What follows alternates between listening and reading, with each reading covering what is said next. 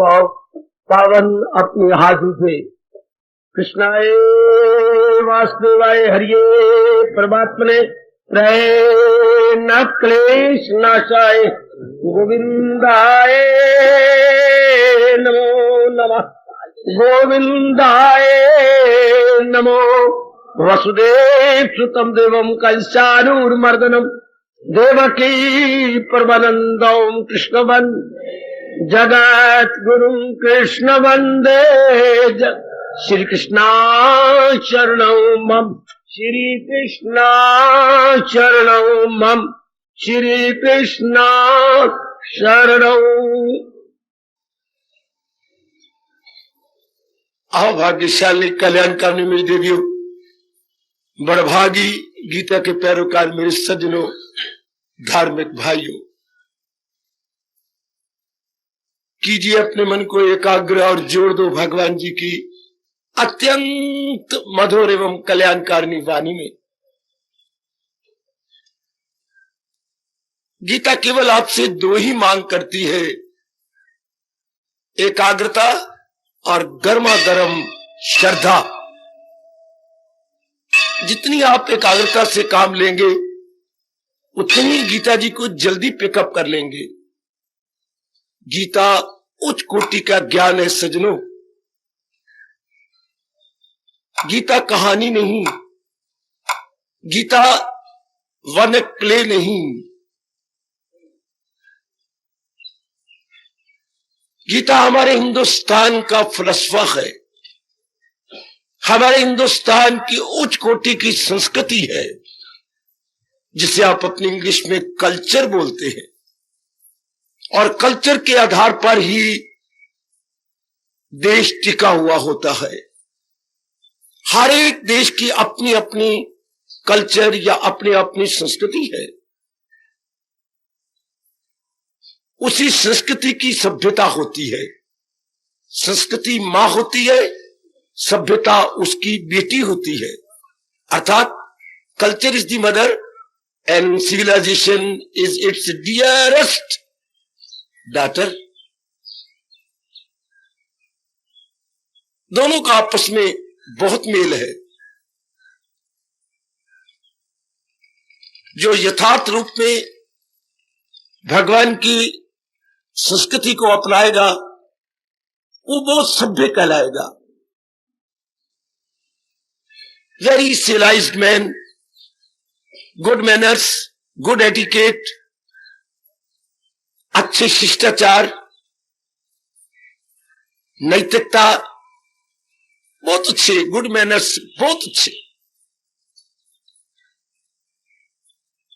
और ये आजकल के समय में मेरे सज्जनों, मेरी कल्याणकारिणी देवियों, बहुत थोड़े जीव रह जाएंगे आप जैसे, जिनके मन में अपने कल्याण की गर्मा गर्म उत्कंठा खड़ी हो जाए। उनको मेरे प्रभु क्रांतिकारी जीव बोलते हैं, revolutionary good souls, revolutionary good souls, lucky souls, जिनके मन की तमन्ना खड़ी हो जाए कि कुछ ठोस रूप में जिंदगी का लाभ उठाए। खाना पीना, अपने वंश चलाने के लिए 2-3 बच्चे बना लेने, ये तो सारे ही कर रहे हैं। दरिंदे, परिंदे, चिंदे, और आई मीन टू से एनिमल्स, बर्ड्स, बीस्ट, दिन रात इसी में लगे हुए हैं। तो फिर हमारी रोशन ज़मीर हमें कहती है क्या फर्क रहा एक इंसान में और हैवान में। No much difference between animal and man. वो भी यही कर रही हैं। हम भी इतना करते हुए जिंदगी के दिन पूरे कर जाए, शेम आती है आकाशवाणी से। तो मैं आपको मुबारक दूं कि इस जन्म में हम मनसा वाचा कर्मणा भगवान जी की शिक्षा को, भगवान जी के उपदेश को, और भगवान जी का उपदेश ही भारतीय संस्कृति है, भूलना नहीं। भगवान जी का उपदेश is equal to Indian culture, ये हमारे और भी अच्छे भाग्य कि ऐसी कल्चर भगवान ने अवतार लेकर के प्रकट की, उत्पन्न की नहीं। कई गलती से बोल जाती हैं मेरी बेटियां, मेरे भाई, कि ऐसी कल्चर पैदा की गई नहीं, वो भगवान जी में होती है। ज्ञान कभी पैदा नहीं होता, ज्ञान सर्वशक्तिमान के पास होता है। ज्ञान सर्वशक्तिमान, शक्तिमान के पास नहीं, सर्वशक्तिमान, जिसने अनेकों को शक्ति देनी है। मेरे सज्जनों, ओ मेरी कल्याण कामनी देवियों, तो सर्वशक्तिमान जिनको हम अपने इष्टदेव कहते हैं और इस संसार के रचयिता कहते हैं, उनसे ये प्रकट हुई है। और इस जन्म में हमारे मन में ये लालसा खड़ी हो गई कि हम अपना कल्याण करें। तो कल्याण के लिए संस्कृति बड़ी जरूरी है, चूंकि कल्याण की राह, कल्याण की युक्तियां, कल्याण के विचार, कल्याण का ज्ञान अपनाने के साधन सब ये संस्कृति के जिम्मे है। जैसे मां बाप के जिम्मे बड़ी जिम्मेवारियां हैं, इसलिए संस्कृति के जिम्मे बड़ी भारी बैठती है रिस्पॉन्सिबिलिटी, उस देश के बच्चों के स्तर को ऊंचा उठाने के लिए।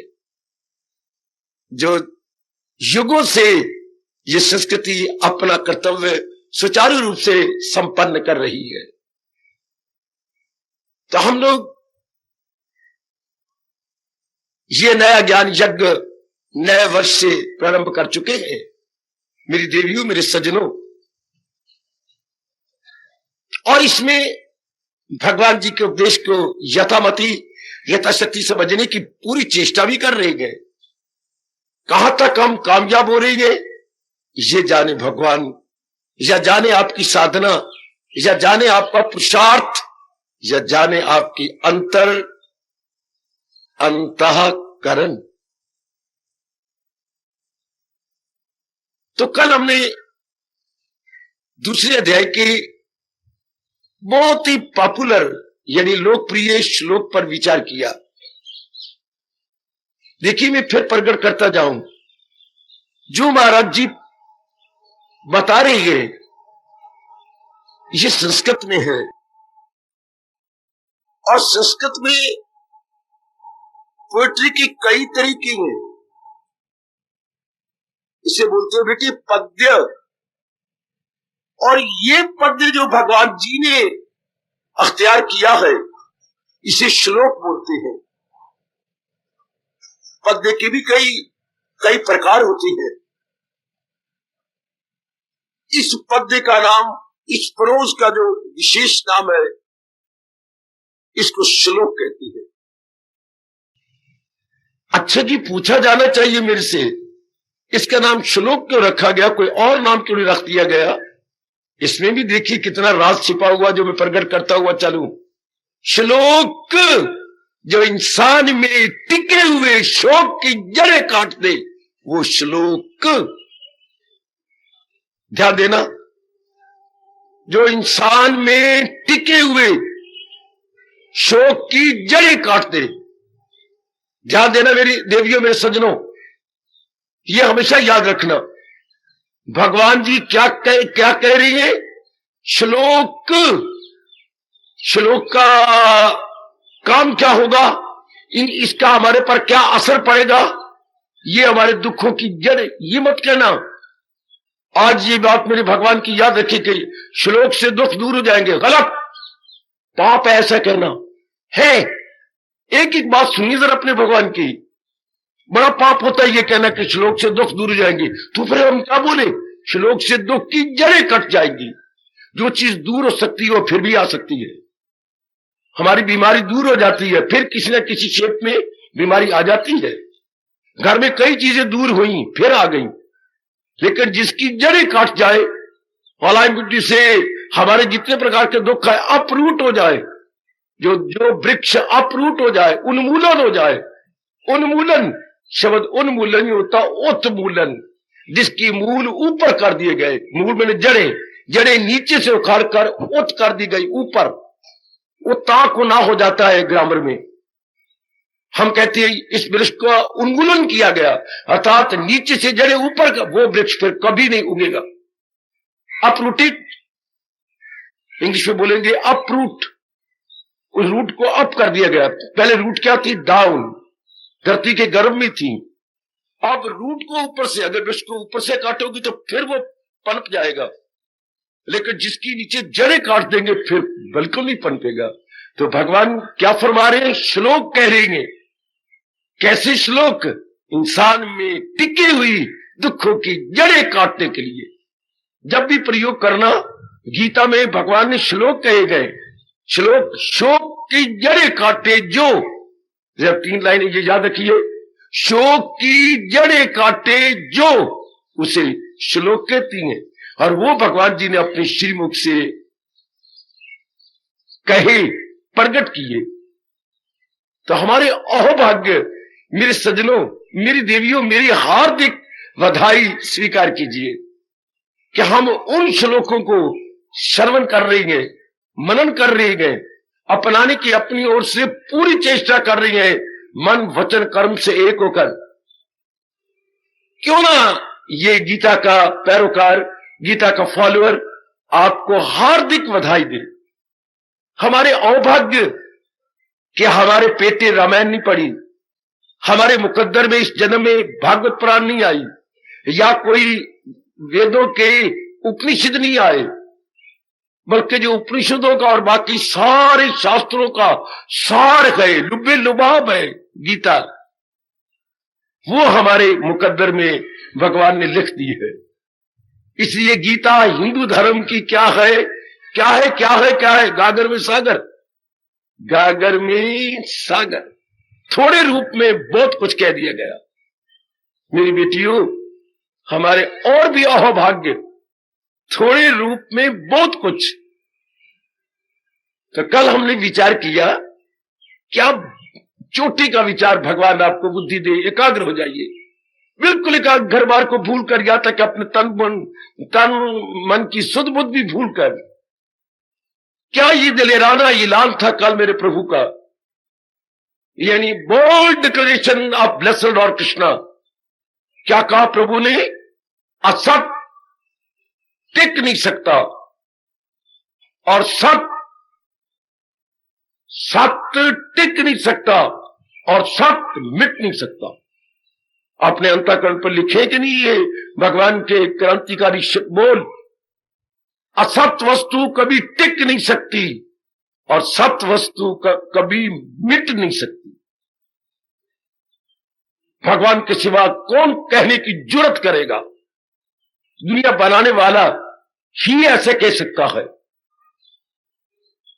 तो हमने विचार किया, ये जितना भी संसार है ये असत्य है। क्यों? भगवान ने कितना अच्छा कहा मेरे सज्जनों, मेरी देवियों, असत्य वो होता है जिसका आद भी ना हो, आद में भी ना हो, अंत में भी ना रहे। सृष्टि बनाई गई है, इसलिए शब्द सृष्टि है, और बनाने वाले को हम सृष्टा बोलते हैं। हां, इंग्लिश में आप कहेंगे ये क्रिएशन है। जब आपने क्रिएशन कहा तो कोई क्रिएटर भी होगा। हां, उर्दू में आप कहती हैं ये मखलूक है। किसकी? खालक की। ये खालक की मखलूक है। पर मैं कहूंगा अपनी राष्ट्रभाषा के शब्द लीजिए, ये सृष्टि है, सृष्टा की। बनाने वाले को अपनी राष्ट्रभाषा में सृष्टा कहती हैं, पेट में रा दे करके।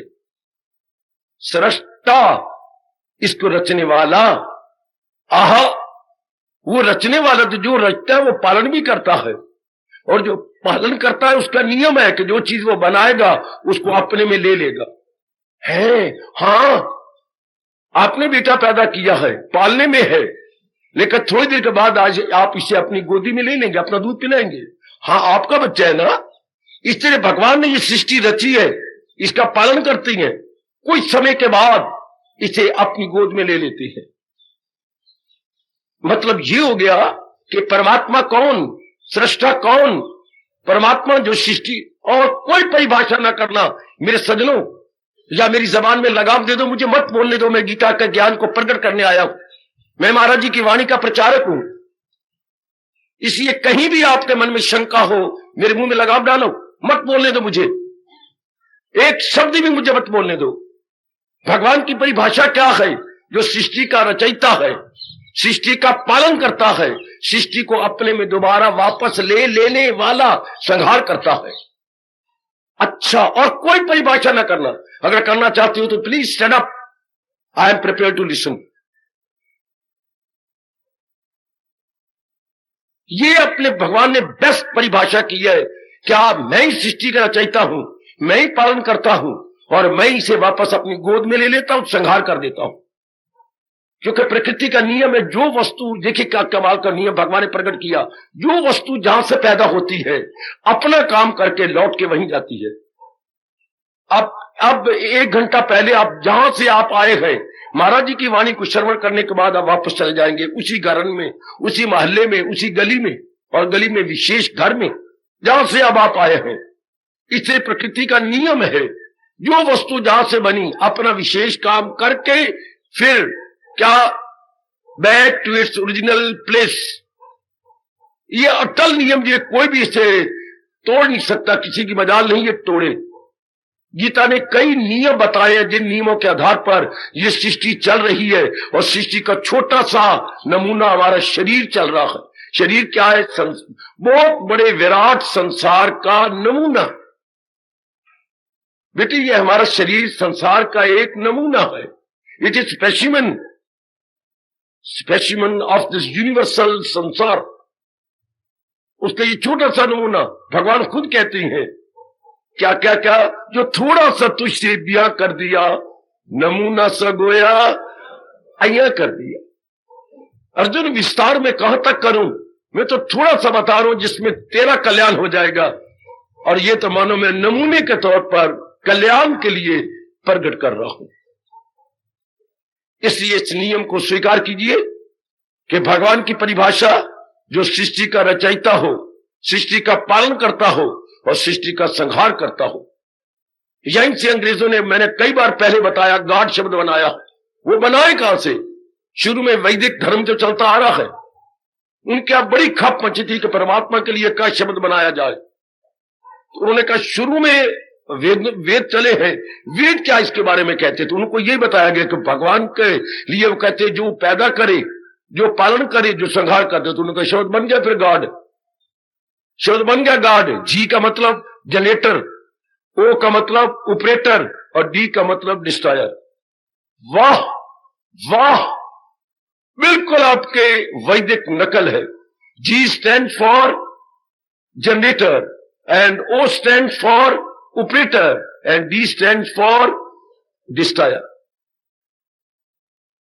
गॉड हमारे यहां है क्या? परमात्मा, वो ईश्वर यानी जीवात्मा, वो परमात्मा जिससे खुदाई हुई, जो सारे जहां पे गए छाई हुई। तो कल हमें ये पाठ भगवान ने पढ़ाया। मुझे पूरी आशा है आपने घर में जाकर जरूर मनन किया होगा। मेरी कल्याणकामी देवियों, मेरे कल्याणकामी सज्जनों, जिससे आपकी बुद्धि और आपका मन का अच्छा खासा विकास, यही डेवलपमेंट हो जाएगी, और आप बड़ी जल्दी अपने मालिक में तलीन हो जाएंगे। गीता का मार्ग विचार मारे गए, विचारों द्वारा भगवान की जात में, और ये बेस्ट मार्ग माना गया है। अंधाधुंध नहीं, गीता अंधाधुंध नहीं मानती, ब्लाइंड फॉलोअर नहीं बनाती। गीता इंसान को थिंकर बनाती है, गीता इंसान को फिलॉसफर बनाती है। गीता इंसान को मनुष्य बनाती है। मनुष्य शब्द कहां से बना मेरी देवी? मनन से। मनुष्य शब्द कहां से बना मेरे बच्चों? मनन से। मनन का मतलब जिस पुरुष का स्वभाव हो क्या करना, सोचना, विचारना, गहराई में उतरना। सबसे पहले इस सृष्टि के बारे में किसने मनन किया? मनु ने। आहा, मनु में क्या, सबसे पहले मनु उत्पन्न हुए, उनमें क्या प्रवेश किया? और जिस पर हाथ रखता है क्या प्रवेश कर गया? मन। मनु ने में सबसे पहले मन ने प्रवेश किया। मन ने मनन करना शुरू कर दिया। मनन से वो तपस्वी बने, उससे फिर हम क्या, उसे शतरूपा भगवान ने दिखाई। आप में से एक सबसे पहली मेरी बेटी का नाम शतरूपा। शतरूपा, शत मैंने सैकड़ों रूप, में रूप सैकड़ों रूप पैदा करने वाली, अर्थात 84 लाख योनियां उत्पन्न करने वाली पहली नारी का नाम था मेरी बेटी शतरूपा, और उसके पतिदेव मनु। तो इन दोनों का मिलाप हुआ तो पहला जो पुरुष बाहर निकला उसको हम बोलते हैं मनुष्य। ये शब्द कितने अच्छे, अगर आप विचार करें एकांत में जाकर। मनु, मनु में मन, मन से मनन, मनन से मनुष्य। आहा, वाह वाह वाह वाह वाह वाह, कितनी चोटी की फिलॉसफी और युक्ति युक्त, कितनी आर्गुमेंट लिए हुए है, कितनी लॉजिक लिए हुए है। बाबा एक बारी फिर कहो, सबसे इस धरती पर पहले जिसने पग रखा उस लकी सोल का नाम था मनु। मनु के अंदर सबसे पहले जिसने प्रवेश किया उसका क्या नाम रखा गया? मन। तो मन ने मनन करना शुरू किया, मुझे क्यों पैदा किया गया, मैंने क्या करना है। तो आकाशवाणी हुई, तप तप, तुझे तप करना है। तप के बाद फिर शतरूपा उसे दिखाई दी। उसके बाद जो पहला पैदा हुआ जीव उसको मनुष्य कहते हैं। अब मनुष्य में क्या है? मनुष्य में मन भी है, मनुष्य में मनन भी है, मनुष्य में मनु भी है, मनुष्य में शतरूपा भी है। सारे उसका अंश एक मनुष्य के अंदर है। फिर मनुष्य जुटा, लगा, फिर मनुष्य का नाम रखा गया पुरुष है। पुरुष, अब जानते हैं मेरी बेटी क्यों शब्द पुरुष रखा? इसलिए रखा गया कि ये सवेरे से शाम तक जब तक इसे गहरी नींद न आ जाए पुरुषार्थ ही करता चला जाएगा। ओए होए होए होए ओए होए होए होए। पुरुष क्यों रखा गया? पुरुषार्थी को पुरुष कहती है बेटी, पौरुषता दिखाए जो, पौरुषता, हां, पूरी शक्ति दिखाए। और शक्ति 3 प्रकार की होती है, बौद्धिक, मानसिक, शारीरिक। जो इन तीनों शक्तियों से सूर्य उदय से सूर्य अस्त तक काम ले उसको बोलती है पुरुष। और वो जो काम लेता है किससे लेता है? मन से। और मन क्या करता है? मनन करता है। मनन क्या करता है? उचित क्या है, अनुचित क्या है, what is proper and what is improper. जिसके पास ये फैकल्टी है उसे ही केवल मनुष्य कहा जाता है। वरना जो ये सोच के नहीं आजकल के जमाने की तरह अंधाधुंध छलांग मारता है without thinking, without seeing the consequences and result, उसे हमारे शास्त्र कहते हैं, मनु कहते हैं, वो इंसान नहीं, वो पुरुष नहीं, वो मनुष्य नहीं, वो पशु है। भले उसकी सींग ना हो, भले उसकी पूंछ ना हो, धर्मे नहीं ना पशु भी समान। मैं फिर बधाई दूं आपको, आप यथार्थ रूप में मनुष्य जाति में आ रही हैं। मनुष्य में दोनों आ जाते हैं, ही एंड शी, दोनों नर नारी आ जाएंगे। मनुष्य कॉमन शब्द है फॉर बोथ द सेक्स। अच्छा, लेकिन मनुष्य कहलाने का हक उसका बनता है, अधिकार उसका है जो आजादाना तौर पर मनन करता है। ये नहीं कि अंधाधुंध उसने ये पहने मैं भी पहन लूं, उस वो इस तरह चलती है नखरे से, मैं भी वो इधर हाथ मटका के यूं चलती है, मैं भी हाथ मटका के चलूं। उसने बाल काट लिए तो मैं भी यूं बाल काट के सूरनी बन जाऊं। इसको वो मनुष्य जाति में नहीं गिने जाते। मनुष्य जाति में वो गिने जाते हैं, मैं कर्म करने जा रहा हूं, इसका परिणाम क्या होगा, जो सोच के कदम रखता है। ये हमारा देश कहता है, बिना विचारे जो करे सो पाछे पछताए, काम बिगाड़े अपना जग में हो तनसाए, जग में हो तनसाए, मन में चैन न पाए, खान पान सलमान एक को मन को न भाए। यह हमारा देश पुकारता है, बिना विचारे जो करे सो पाछे पछताए। आज 20वीं शताब्दी जो खत्म होने जा रही है, मेरे सजनों मेरी देवियों, ऐसी विचित्र गुजरी है, अंधाधुंध नकालची, परले दर्जे के नकालची, imitator to the backbone, imitator to the backbone. अंधाधुंध नर नारी ने हर काम में, हर फील्ड में, कर्म क्षेत्र भी तो कई प्रकार के हैं, हर क्षेत्र में इंसान ने नकल की। हालांकि व्यास जी ने कहा था नकल के लिए भी इनकी अकल चाहिए, नकल के लिए भी, बोलो मेरे बेटे, नकल के लिए भी अकल चाहिए, और अकल का घर गीता है। ओ मेरी देवियों ना भूलना, मैं यही समझाने आया हूं, मैं यही भूली बात आपको याद करो। नकल बड़ी अच्छी बात है, लेकिन नकल के लिए अकल, अकल कहां से लेंगे? अकल कोई खेती में उगती है, खेतों में उगती है, या दुकान पे बिकती है? नहीं, अकल का घर गीता। और अकल का मतलब क्या होता है? अकल का मतलब बुद्धि, बुद्धि का मतलब क्या होता है? जो बताए उचित क्या है, अनुचित क्या। ये आपके 16वें अध्याय का अंतिम श्लोक मेरे भगवान जी कह रहे गए, क्या जो बताए करना है क्या और न करना है क्या, कार्य अकार्य, जो ये बताए कार्य क्या है, अकार्य क्या है, प्रॉपर क्या है, उस इंसान को इंसान कहना भी पाप है। उसको हमारे मनु जी कहते हैं मनुष्य कहना फिर पाप हो जाएगा।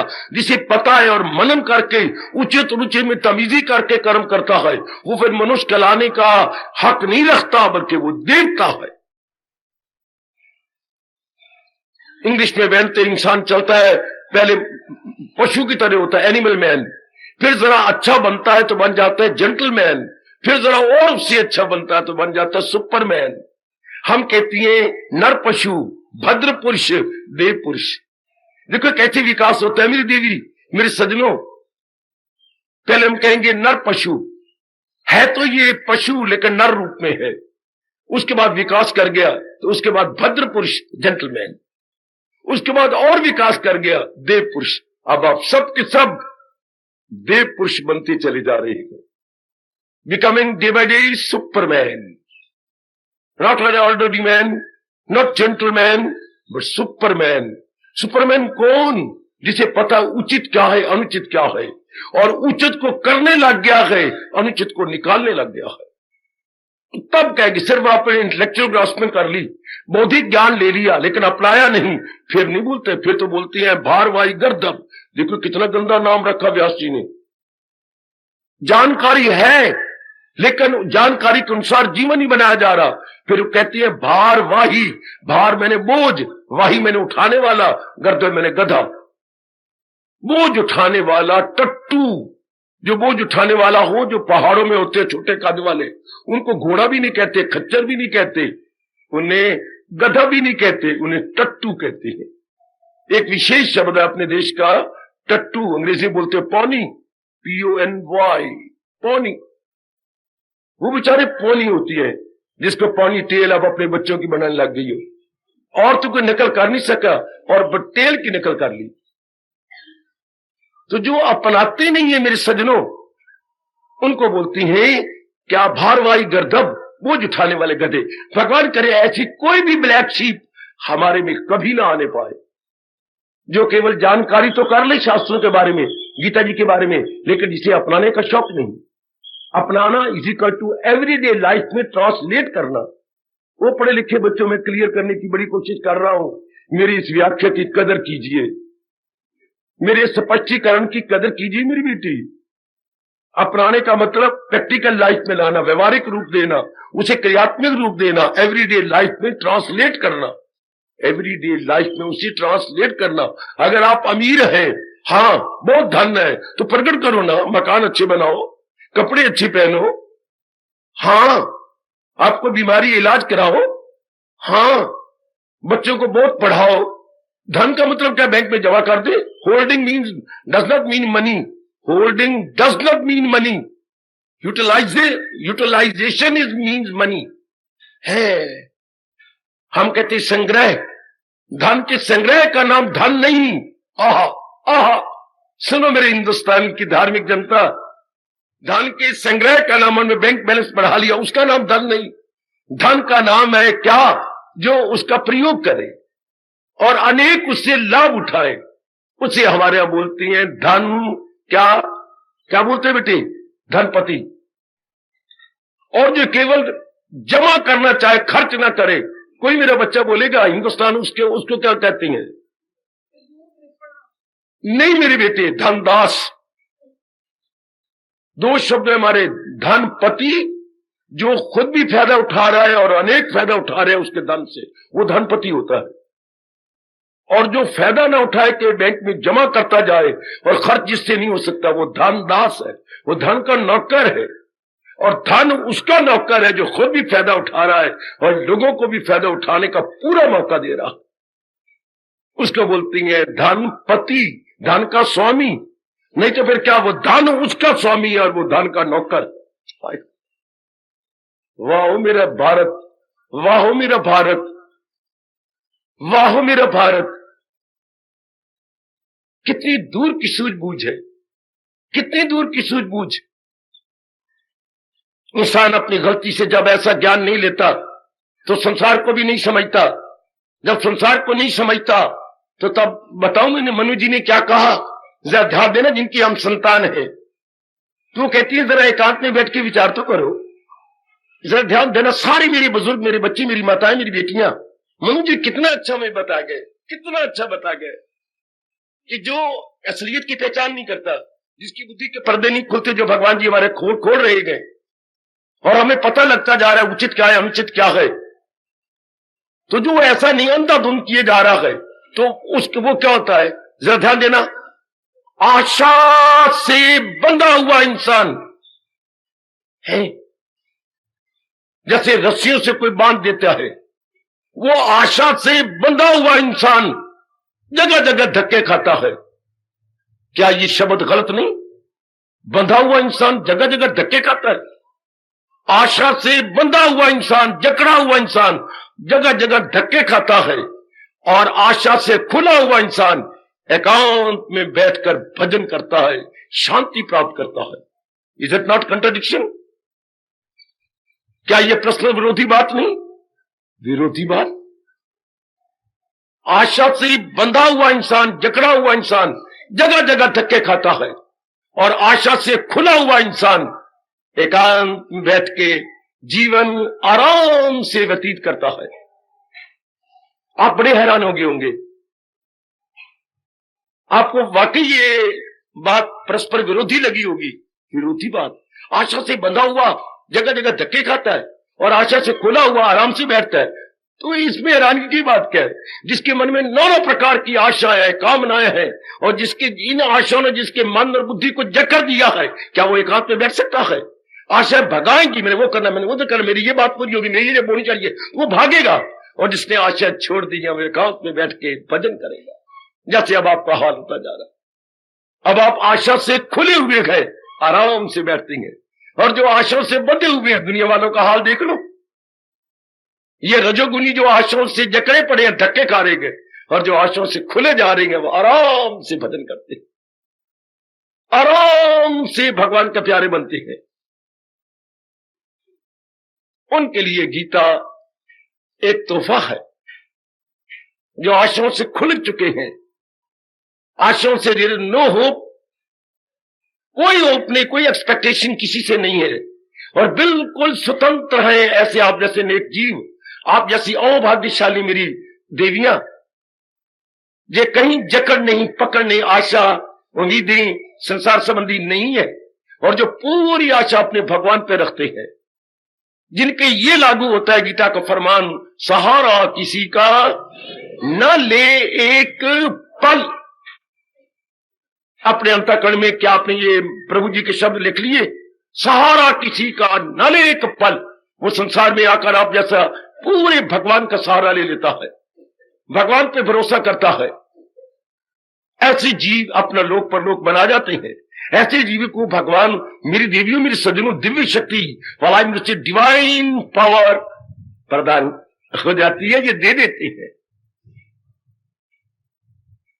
तो मेरी महाराज जी ने कल ये प्रकट किया, क्या असत वस्तु कभी टिकती नहीं, और संसार थोड़ी देर के लिए आया है, इसलिए ये असत्य है। जैसे कल हमने निर्णय लिया था, असत किसे कहती है?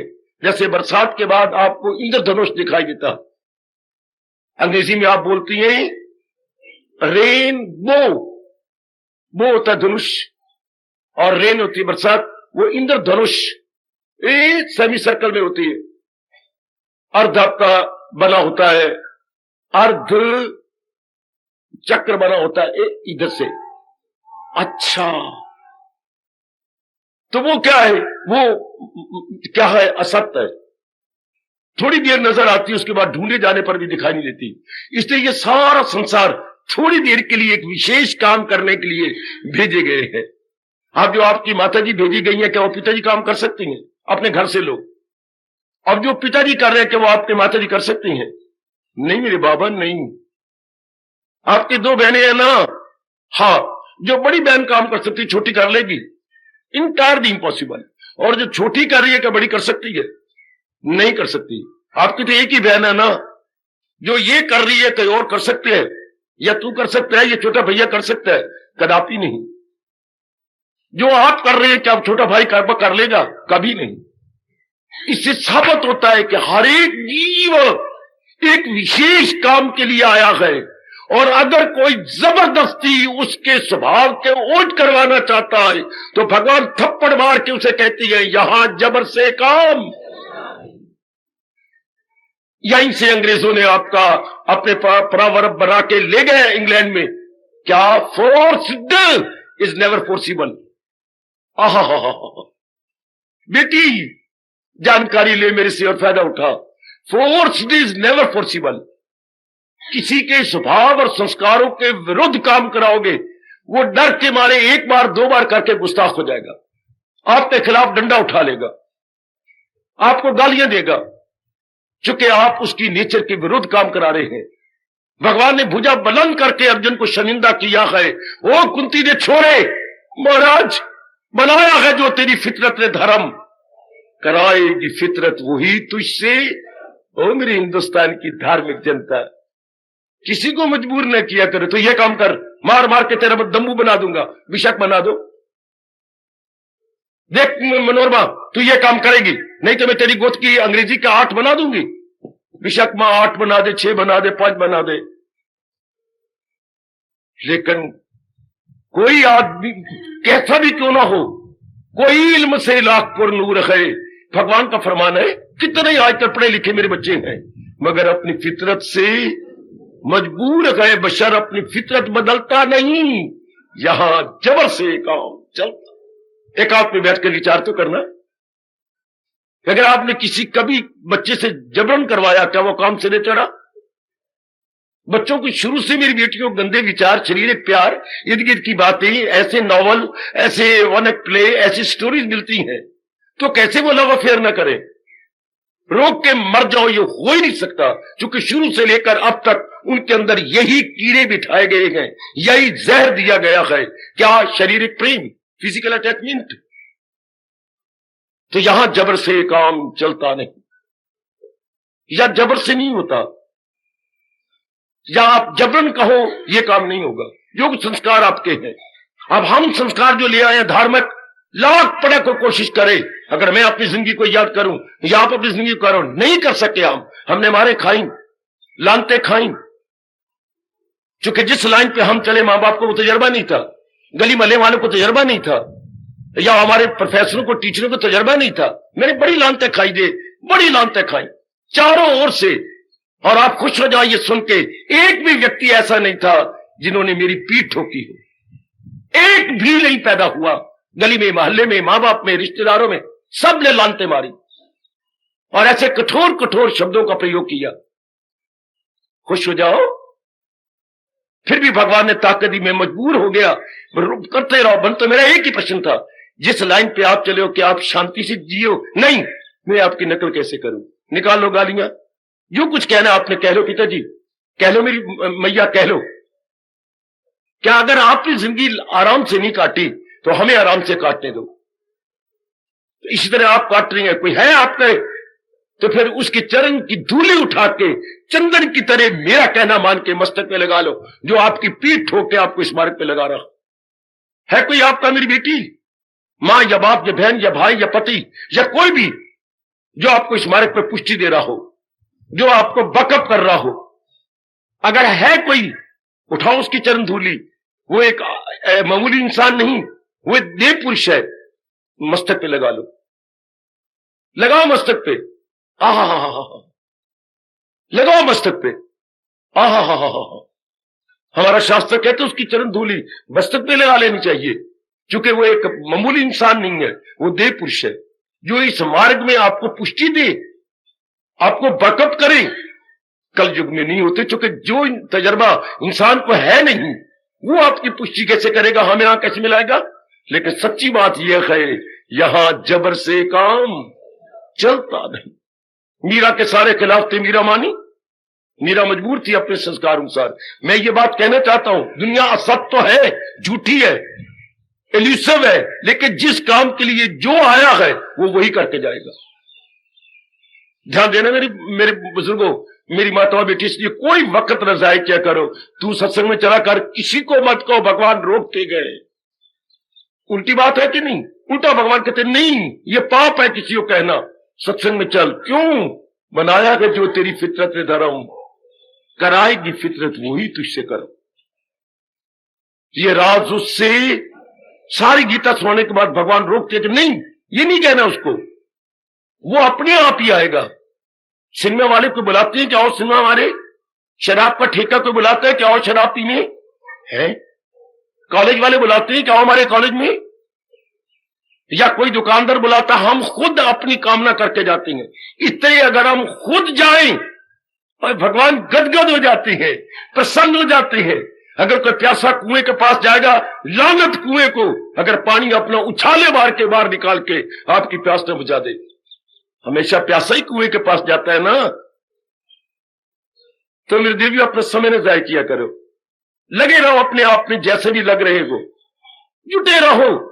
मेरे गुरुदेव का फरमान मैं फिर याद करवा देता हूं, ये तो हर एक ही अपने अपने संस्कार हैं। क्या कहा करते थे? तू अपनी नबेड़ तेनू होर नाल की, वो गठड़ी अपनी संभाल, गठड़ी अपनी संभाल तेन चोर नाल की। कोई चोर हो, चक्का हो, राजन हो, तो आपको क्या मतलब? आप अपने जीवन का दान संभालिए। तू अपनी नबेड़ तेन होर नाल की, वो गठड़ी अपनी संभाल तेन चोर नाल की। चैन ते आराम नाल बैठ जाना कुटिया, जग दे झमेले विच मता जावे लुटिया। वो तू अंदर बह के जप तेन शोर नाल की, वे तू अपनी नबेड़ तेन होर नाल की। गठड़ी अपनी संभाल तेनू चोर नाल। ये वो काला वक्त आ चुका है। तू अपनी नबेड़ तेनू होर नाल की, वो गठड़ी अपनी संभाल तेनू चोर नाल की। निबेड़ी चलो, चूंकि आप लाख समझाओ असर नहीं होगा। ये कोई समझाने की बात है, ये है दिव्य प्रेम भगवान के प्रति, भगवान के ज्ञान के प्रति।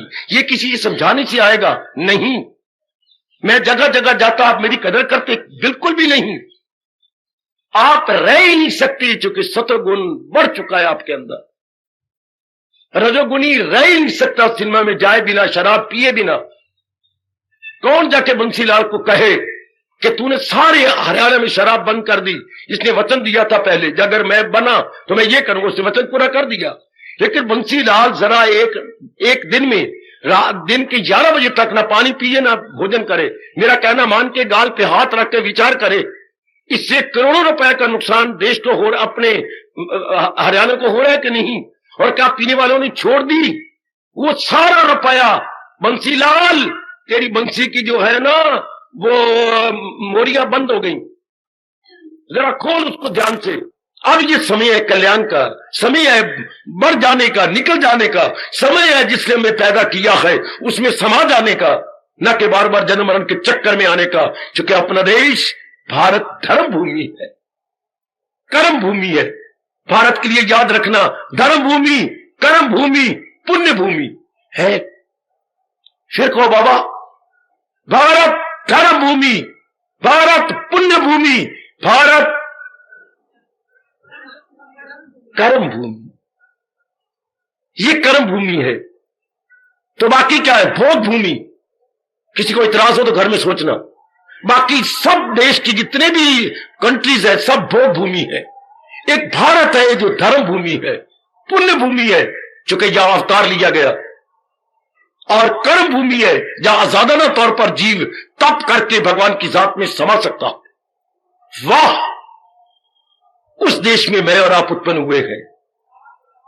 और कितनी सुंदर परिभाषा दे, सत्य कौन, जिसका कोई नाश नहीं कर सकता। भला किसकी ताकत है, किसकी मजाक? क्यों?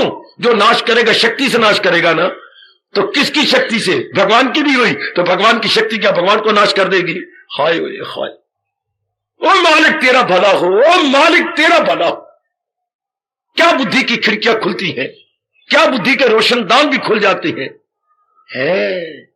जी मेरी बेटी, जी मेरे बुजुर्गों, मेरे बच्चों, उन्हीं की शक्ति से उनको कौन नाश करेगा? तो जिसका कोई भी नाश न कर सके, गीता के कृष्ण कह रहे हैं, उसे सत कहा जाता। भला किसकी ताकत है, किसकी मजाल फना कर सके हस्ती लाजो। वो ऐसी हस्ती है जो इनफालूबल है, जिसका कभी नाश नहीं होता, कभी गिरती नहीं, जीव की तू रहे। इसलिए 1000 नामों में व्यास जी ने उनका नाम रखा अच्युत। विशेष नाम याद रखिए, चा आधा, या में छोटे हो की मात्रा आगे ता। अच्युत, जो अपनी अवस्था से जरा भर भी गिरे नहीं, उसे हमारा शब्द है अच्युत, इनफालूबल अंग्रेजी बोलते हैं, जो के त्यों रहे सदा। तो वो भगवान क्या, जो फैले हुए हैं सृष्टि बना के, ये नहीं कि एक जगह बैठ गए चूहे की तरह, नहीं, वो सर्वव्यापी है। जैसे आकाश फैला हुआ है, इसलिए वो येन सर्वम इदम ततम है। हाँ,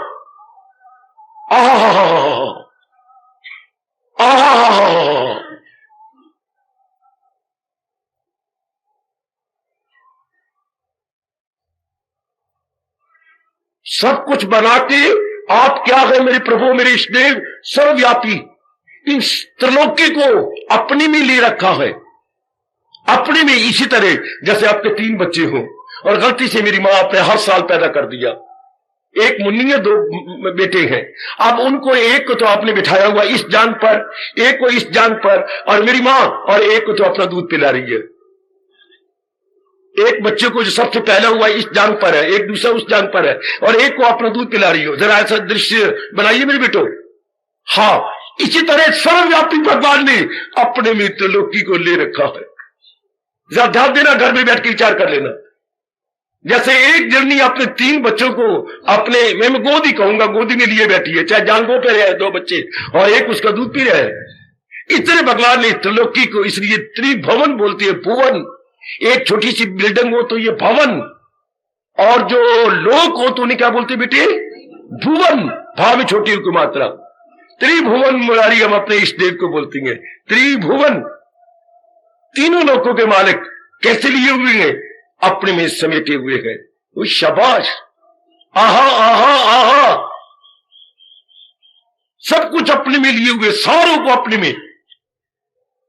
उनका नाश कौन करेगा? जिसने भी उनको नाश करने की, सदा के लिए नाश हो गए। आपके सामने रावण है, अपनी हस्तिता मिटा बैठा। उनको मिटाने आया था जो कभी मिट नहीं सकते, जो सत्य है।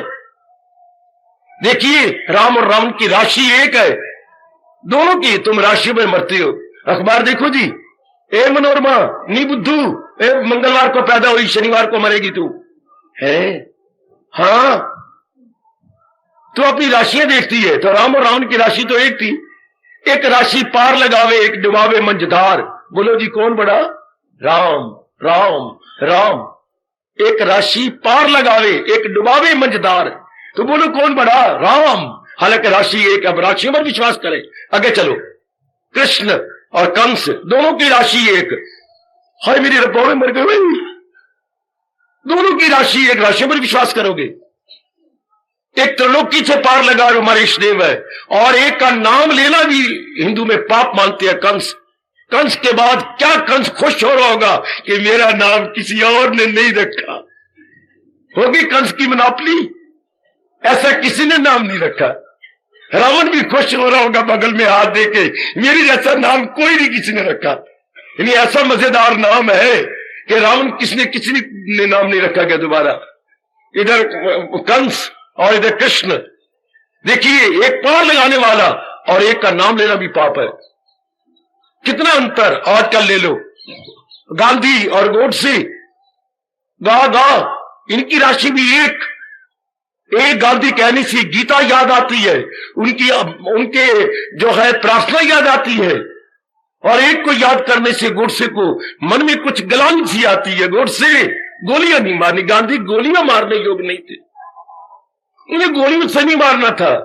ये शताब्दियों में क्या भारत को कलंक लगा दिया, क्या अहिंसा के पुजारी को हिंसा से मारा गया, अहिंसा के पुजारी को हिंसा से, बस ये एक दाग लग गया।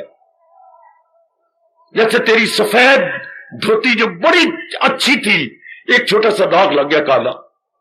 हिंदुस्तान के उज्जवल नाम पर गोडसे ने यह काला दाग लगा दिया। आज देश वाले बहुत ही लानत मारते, इसी देख अहिंसा के पुजारी को हिंसा से मारा गया। तो जानती हो विदेश से क्या तारे आई थी इनको, आप उन दिनों शायद याद नहीं होगा, उन्होंने क्या लिखा था बताओ मेरी बच्ची में, आपको हमें शर्म आ जाएगी। जो तारे आई इनके मरने पर, तो क्या उन्होंने तार दी, it is bad to be too good, it is bad to be too good. बहुत अच्छे, क्या गांधी को जब मारा गया तो कहते हैं हमें मजबूर है ये तार देने के लिए कि बहुत अच्छा बनना भी एक पाप है। It is bad to be too good, 2 दूसरा 2 जो है 2 ये it is bad to be too good, बहुत अच्छा बनना भी पाप कर दिया। क्या ये भी पाप होता है बहुत अच्छा बनना? मेरे सज्जनों, ओ सज्जनों, वो शरीर चले गए लेकिन उनके गुण तो नहीं गए। गांधी चला गया पर गांधी के गुण, गांधी की पुकार, गांधी की देशभक्ति हमेशा रहेगी।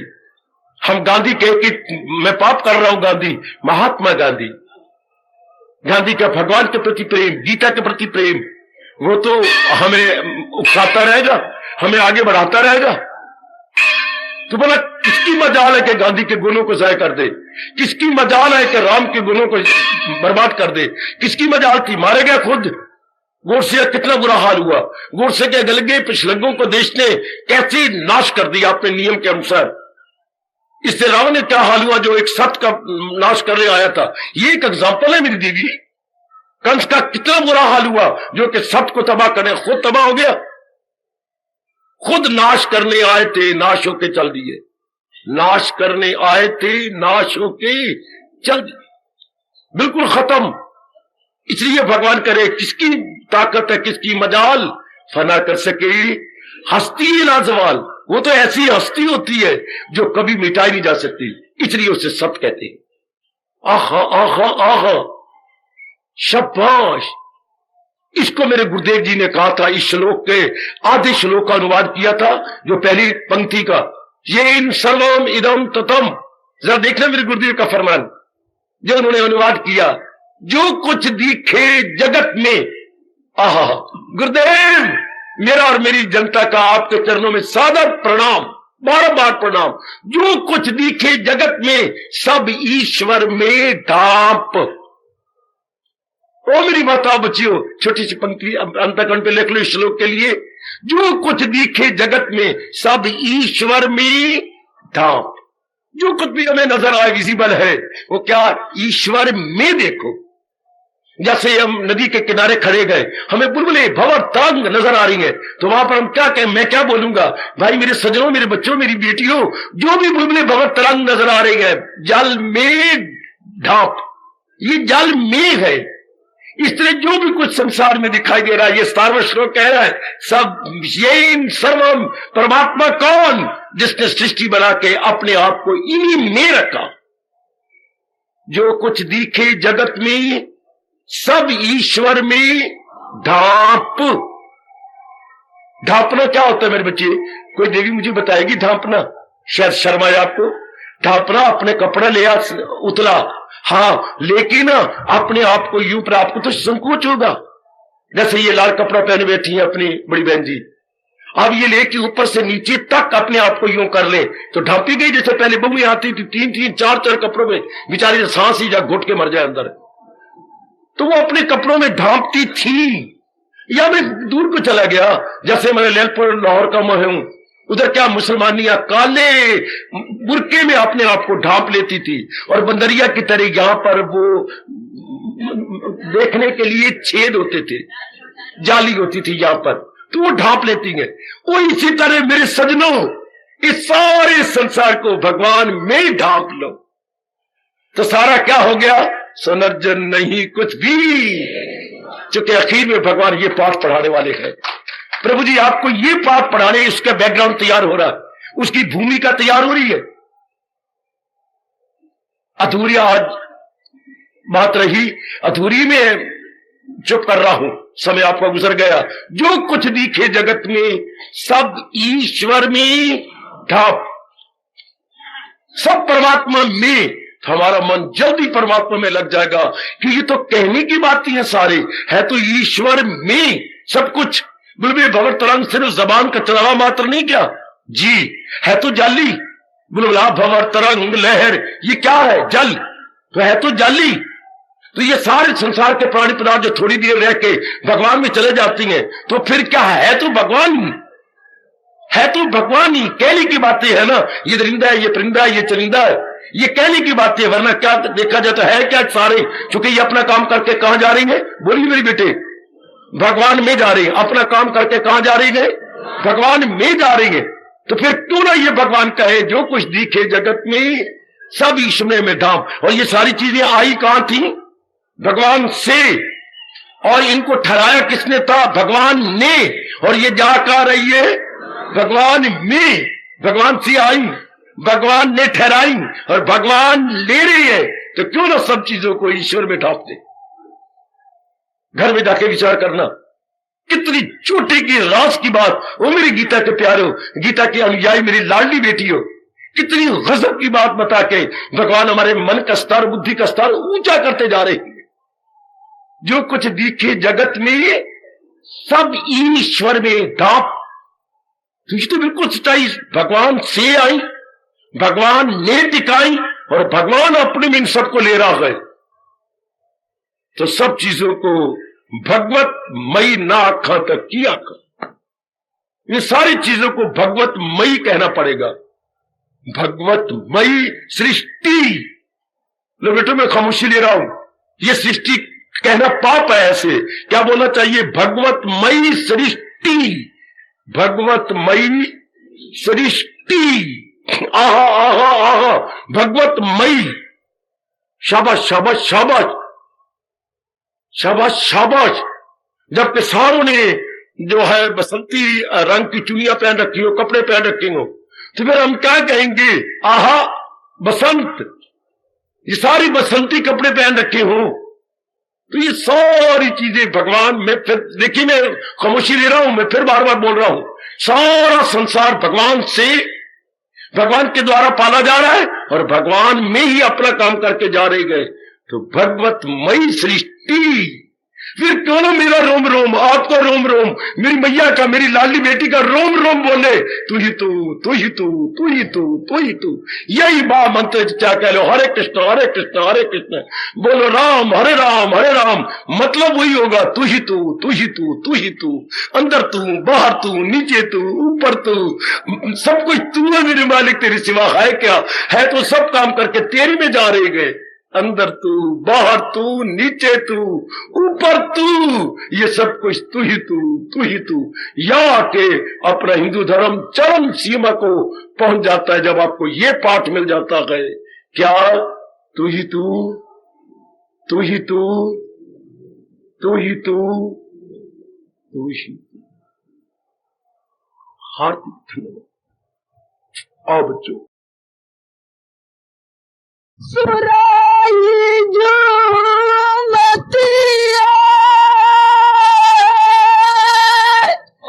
वैद में पैमाना तेरे मिटा कर हस्ती जब कोई दीवाना आता है, सकून कल्ब पाता है, वही इस दहर में प्राणी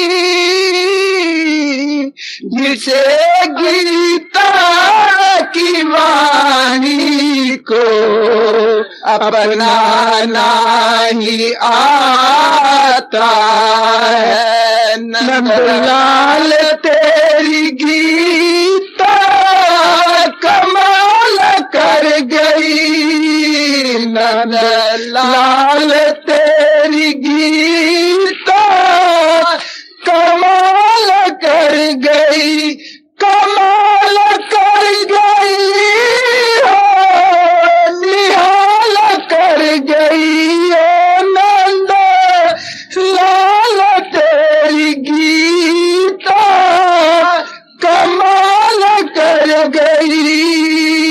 राह मिलदा नहीं जिसे ज्ञान बिना, कोई ज्ञान इस दिता जिसे मंगिया जिना।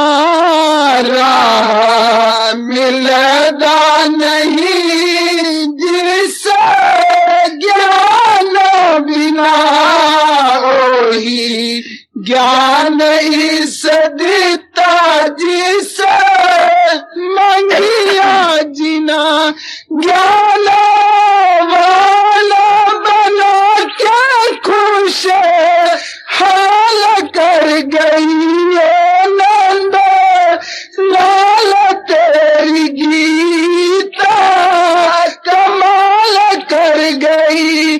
ज्ञान वाला बना क्या खुश हाल कर गई ओ नंद लाल तेरी गीता कमाल कर गई, कमाल कर गई हो, निहाल कर गई ओ नंद लाल तेरी गीता कमाल कर गई। तेरी भगती दा मीठा रस असी चखिया, तन मन धन तेरे चरण रखिया। तेरी भगती दा मीठा रस असी चखिया, तन मन धन तेरे चरण रखिया।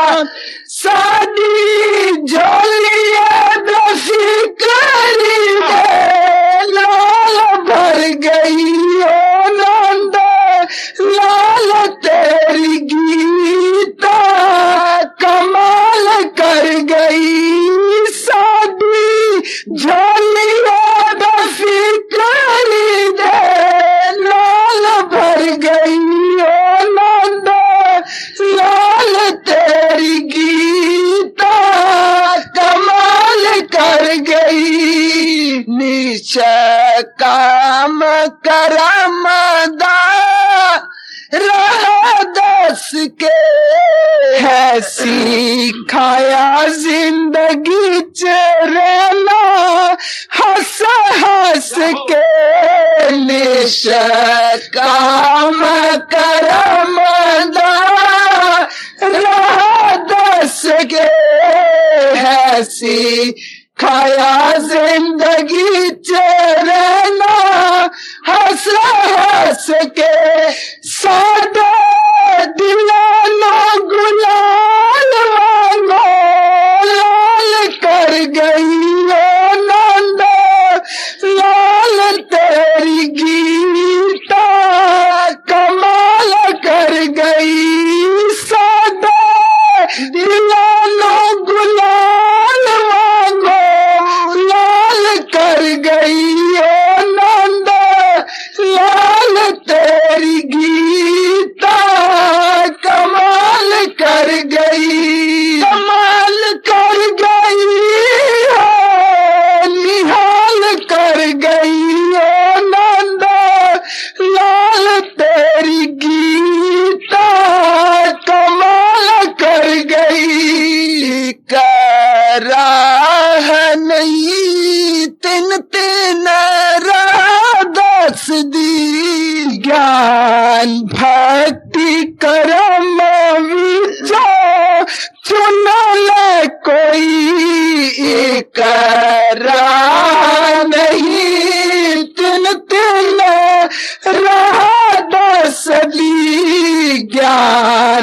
भक्ति करम विचार चुनल कोई और दस की चाहिदा सवाल कर गई ओ नंद लाल तेरी गीता कमाल कर गई और दस की चाहिदा सवाल कर गई ओ नंद लाल तेरी गीता कमाल कर गई कमाल कर गई हो निहाल कर गई ओ नंद लाल तेरी गीता कमाल कर गई साडे जे मूर्खानू जिसे प्यार दिता रुल दी जिंदगी नु चैन ते करार दिता साडे जे मूर्खानू जिसे प्यार दिता रुल दी जिंदगी नु चैन ते करार दिता अपनी कृपा दलाल माल कर गई ओ नंद लाल तेरी गीता कमाल कर गई अपनी कृपा दलाल माल कर गई ओ नंद लाल तेरी गीता कमाल कर गई कमाल कर गई हो निहाल कर गई ओ नंद लाल तेरी गीता कमाल कर गई। अब अपनी शहंशाह की आज आरती बड़े प्रेम और श्रद्धा से उतारे।